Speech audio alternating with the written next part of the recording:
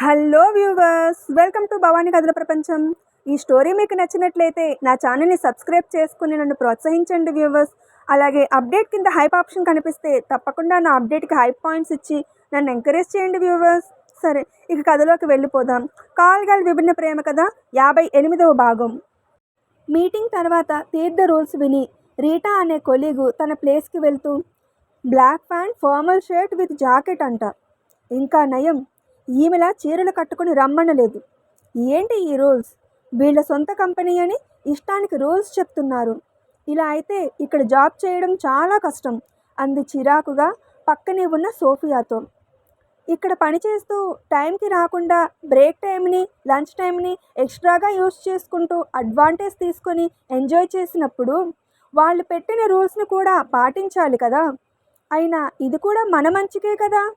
పిచ్చి పిచ్చి డ్రెస్సెస్ వేసుకోకుండా నిండుగా బట్టలు వేసుకోమనడం, టైం వేస్ట్ చేయొద్దు అని చెప్పడం తప్పు కాదు కదా అంది సోఫియా.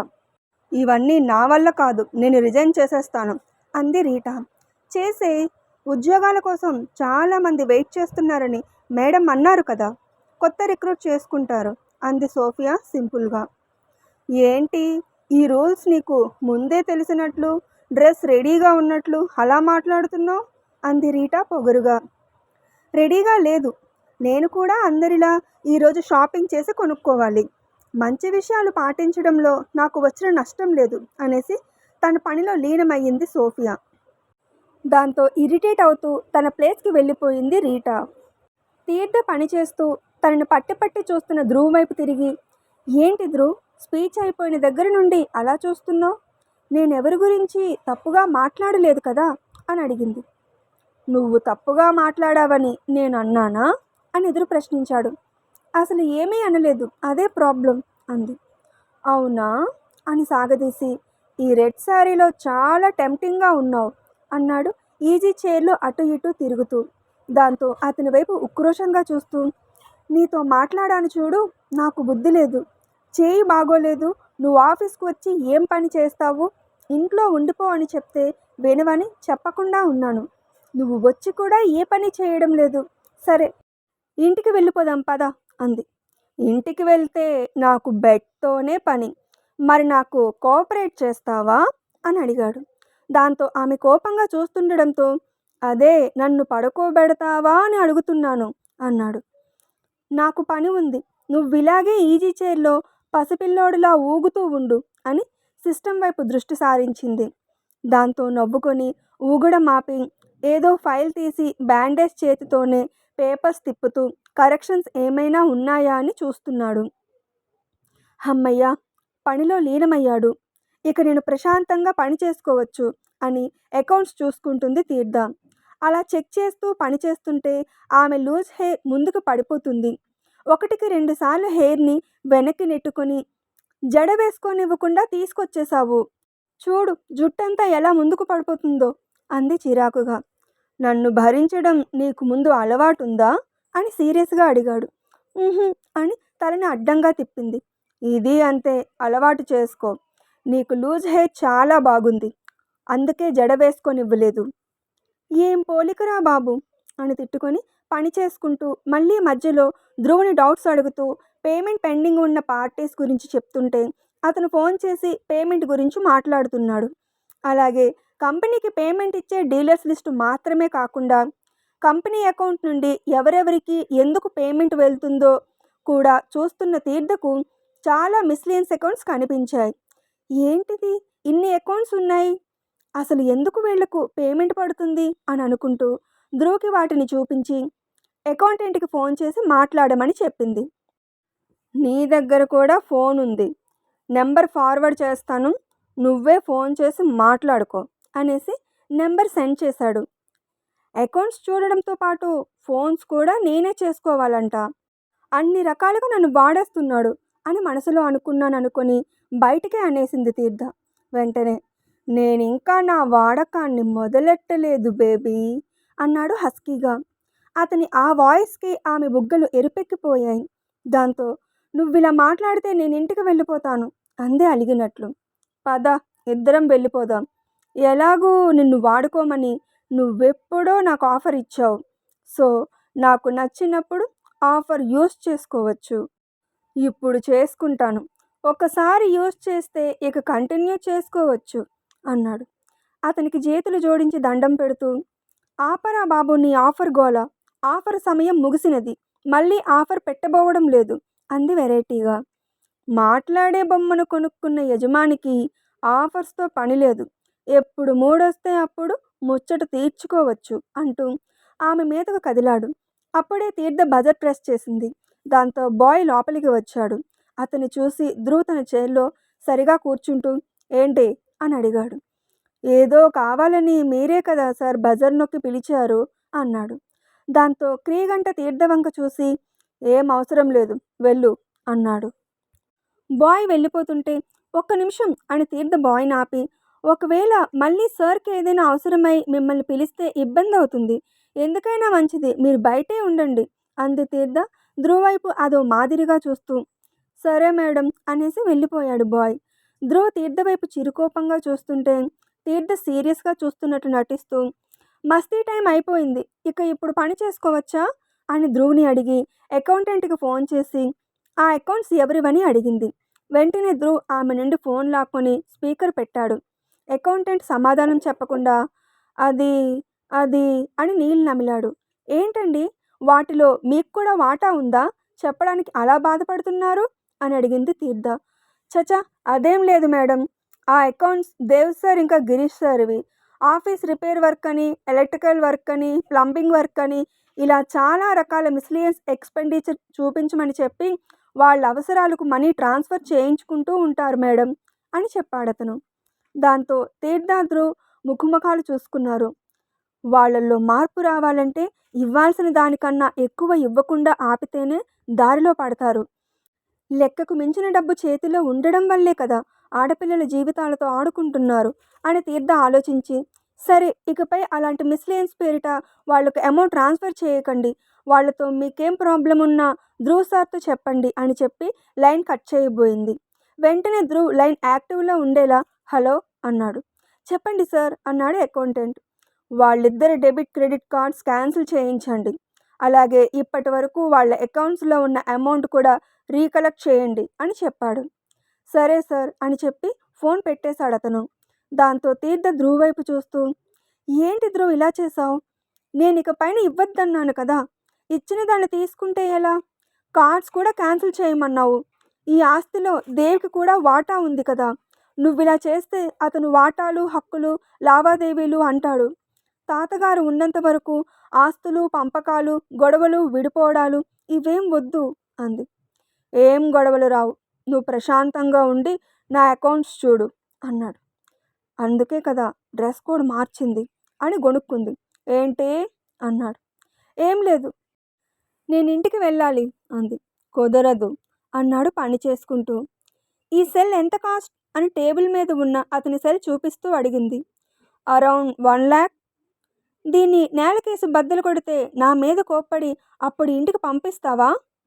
నా సెల్కి ఇన్సూరెన్స్ ఉంది, అది కాదంటే కొత్త సెల్ కొనుక్కుంటాను, అదొక ఆప్షన్ కూడా ఉంది తెలుసా అని తమాషాగా అని, అయినా డబ్బుకు విలువ ఇచ్చే నువ్వు ఏ వస్తువుని పగలగొట్టవు అన్నాడు. అంతేకాని నన్ను వదలవు అని డైరెక్ట్గానే అడిగింది. నువ్వు నా ₹1,00,00,000 ఆస్తివి, నిన్నెలా వదులుతాను అన్నాడు. చైర్లో కూర్చుని తీర్థ వెనక్కి వాలి చైర్తో అటూ ఇటూ ఊగుతూ అవునా అన్నట్లుగా తల ఊపుతూ ₹1,00,00,000 అని దీర్ఘం తీసి, నేను నీ ఇంటికి వచ్చినప్పటి నుండి చాలా పని చేస్తున్నాను, అలాగే ఆఫీస్లో కూడా, మరి దాని కింద ఏం కట్ అవ్వలేదా అని క్యాజువల్గా అడిగింది. పని మనుషులకు జీతాలు ఇస్తారు, కోడలికి జీతాలు ఇవ్వరు అన్నాడు. అంటే నా కష్టమంతా వృధాయేనా అని అడిగింది. నాతో కలిసి కష్టపడితే నీ కష్టాన్ని వృధా కానివ్వను అన్నాడు. ఇందుకు కాదు నిన్ను తిట్టేది, నీ పీక పిసకాలని అనుకోవడం తప్పే కాదు అంది. ఓకే కమాన్, నువ్వు నా పీక పిసుకు, నేను నీ అని అంటున్నాడు. రామ రామ అంటూ చెవులు మూసుకుంది. నేనింకా ఏం అనలేదు. ఏం అనకురా బాబు, నీ భాషకొక దండం అంటూ నమస్కరిస్తున్నట్లు చేతులు కదిపి తన పనిలో తలదూర్చింది. తీర్థ ఇదివరకటిలా ఇబ్బందిగా ముడుచుకుపోకుండా రిటర్న్ కౌంటర్లు ఇస్తుంటే ధ్రువ్కి తెగ నచ్చేస్తుంది. దాంతో అతను కూడా నవ్వుకుంటూ పనిలో లీనమయ్యాడు. మధ్యాహ్నం లంచ్ టైంలో తీర్థ ధ్రువ్కి భోజనం తినిపిస్తుంది. ఉదయం నుండి తమ మధ్య జరిగిన మాటల ప్రభావంతో ఎరుపెక్కిన తీర్థ బుగ్గలు ఇంకా నార్మల్ కాలేదు. దాంతో ధ్రువ్ ఆమెనే చూస్తూ అన్నం తింటూ, నాకు యాపిల్స్ కావాలి అన్నాడు. ఈరోజు యాపిల్స్ తీసుకురాలేదు, ఆరెంజ్ తెచ్చాను. నీకు యాపిల్స్ కావాలంటే ఫోన్ చేసి తెప్పిస్తానులే, ముందు అన్నం తిను. తెప్పించడం ఎందుకు, నా ఎదురుగానే 2 యాపిల్స్ ఉన్నాయి. నేను వీడితోనే ఉంటే ఎప్పుడు కొన్నాడబ్బా అని అనుకుంటూ వెనక్కి తిరిగి చూసింది. అక్కడ ఫైల్స్ కబోర్డ్ తప్ప ఏం లేదు. డస్ట్తో కబోర్డ్లో కాదు, నా ఎదురుగా ఫ్రెష్గా ఉన్నాయి అన్నాడు. నీ ఎదురుగానా అని అనుకుంటూ అప్పుడే ఆమెకి ఏదో అర్థమైనట్లు తనని తాను చూసుకుని ఇబ్బందిగా ఏమైనా ఉందేమో అని బయటని కుర్చీళ్ళ దగ్గర, అలాగే బార్ ఇరుస్తూ నడుం దగ్గర, ఇలా అన్ని చోట్ల చీరను ఎడమ చేతితో సరిచేసుకుంటుంది. ధ్రువ్ ఆమె అవస్థ చూసి, కంగారు పడకబ్బా, నేనింకా టాప్ ఫ్లోర్లోనే ఉన్నాను, ఇంకా అంత దూరం వెళ్ళలేదు. నేనన్నది ఎరుపెక్కిన నీ బుగ్గల గురించి అన్నాడు. దాంతో అబ్బా ఏంటి టార్చర్, ఇందుకే నేను ఆఫీస్కి రాను అంటాను అని మనసులోనే గింజుకుంటూ, కాముగా తింటావా తినవా అని చిరాకుగా అంది. కాముగా తినకపోతే నిన్నేమైనా చేస్తున్నానా ఏంటి అన్నాడు కళ్ళెగరేస్తూ. చేయాల్సిన అవసరం లేదు, నీ కంటి చూపులు నోటి మాటలు చాలు ఉరివేసుకోవాలని అనిపించడానికి అంది క్యాజువల్గా. అంతే, ధ్రువ్ ముఖంలో అప్పటి వరకు ఉన్న ఉత్సాహం స్థానాన్ని కోపం ఆక్రమించుకోవడంతో తన పక్కనే ఉన్న ఆమెను కూర్చున్న పళ్ళంగా ఎడమ చేతితో తన మీదకు లాక్కున్నాడు. అతని చర్యకు కంగారు పడుతూ, ఏంటిది వదులు ధ్రువ్ అంది తీర్థ ఇబ్బందిగా కదులుతూ. ధ్రువ్ ఆమె వైపు కోపంగా చూస్తూ, నువ్వు కొడితే నేను తట్టుకున్నాను, కానీ నేను కొడితే నువ్వు తట్టుకోలేవు. ఇంకోసారి ఉరిగిరి అని చావడం గురించి కానీ, నా నుండి దూరంగా వెళ్ళిపోవడం గురించి కానీ అన్నావంటే నేనేం చేస్తానో నాకే తెలియదు. తర్వాత నువ్వు నన్ను ఏమైనా అంటే నేను అస్సలు ఊరుకోను అన్నాడు ధనరుగా. అతని తీరుకి, అతని కోపానికి, అంటున్న మాటలకు బెదిరిపోతూ, నేను తమాషాగా అన్నాను అంది తడబడుతూ, చెంపల మీద నుండి కన్నీరు జాలువారుతుండగా.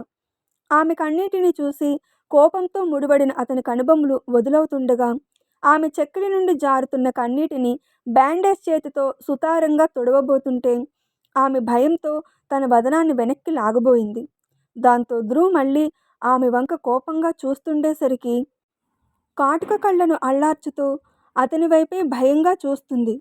నేను తప్పుగా మాట్లాడితే కోపం వచ్చి నువ్వు కొడతావు, మరి నువ్వు తప్పుగా మాట్లాడితే నా కోపాన్ని భరించలేవా అని అడిగాడు. ఇంకోసారి అలా అనను అంది రెప్పలు వాలుస్తూ. ఇంకోసారి అలా అంటే నేను కూడా ఇక్కడితో వదిలేయను అన్నాడు మరింత ధనరుగా. ఆ మాటకు నన్ను వదలండి అంది. మళ్ళీ అండి అన్నందుకు ఆమె నడుం చుట్టూ ఉన్న పట్టుని మరి కాస్త బిగిస్తూ తన సమాధానాన్ని చెప్పాడు. దాంతో వదులు ధ్రువ్, నీకు తినిపించడం అయిపోయింది అంది. వదలాలని లేదు, ఇలాగే నిన్ను నాలో కలుపుకోవాలని ఉంది అన్నాడు అతని కళ్ళల్లోకి చూస్తూ. ఇది ఆఫీస్, నువ్వు బాస్వి, బాస్లా మాట్లాడు అంది అతని బంధనంలో ఉంటూనే. నేను బాస్నే, అయితే అది ఆఫీసులో స్టాఫ్కి, నీకు మొగుడిని అన్నాడు. నేను నీకు భార్యనైనా బానిసను అయినా ఆ బంధం గురించి ఇంట్లో మాట్లాడుకోవాలి, ఇక్కడ కాదు. నేను బానిస అని అంటుంటే బాధపడుతున్నాను అని చెప్పి నీకు నువ్వే ఎందుకు అన్నిసార్లు అంటున్నావు? అంతలా నువ్వే నాకు అలవాటు చేశావు. సారీ చెప్పాను కదా, మార్పు తెలియడం లేదా, లేక నమ్మకం కలగడం లేదా అని గూఢార్థంగా అడిగాడు. నేను కూడా మారడానికి ప్రయత్నం చేస్తాను అంది. దాంతో ఇది వాదించే సమయం కాదని, ఆమెకు కూడా ఆకలి వేస్తుంది కదా, వదిలితేనే తినగలదని అతి కష్టంగా ఆమెను వదిలాడు. వెంటనే అతనికి దూరం జరిగి అతనికి టాబ్లెట్స్, నీళ్లు అందించి మారు మాట్లాడకుండా ఆమెకు వడ్డించుకొని ఆమె కూడా తినేసి మళ్ళీ పనిలో పడింది. ధ్రువ్ కూడా పనిలో పడి ఆమెను విసిగించలేదు. సాయంత్రం 4 అవుతుండగా తీర్థ బాయ్ చేత ధ్రువ్కి స్నాక్స్ తెప్పించి ఇచ్చింది. నాకు ఆకలిగా లేదు అన్నాడు ఫైల్స్లో పేపర్స్ తిరిగేస్తూ. దాంతో ఫైల్ లాక్కుని ప్లేట్తో స్నాక్స్, జ్యూస్, అలాగే పక్కన టాబ్లెట్స్ కూడా చూపించింది. "ఇందుకా ఈ స్పెషల్ ట్రీట్మెంట్?" అన్నాడు.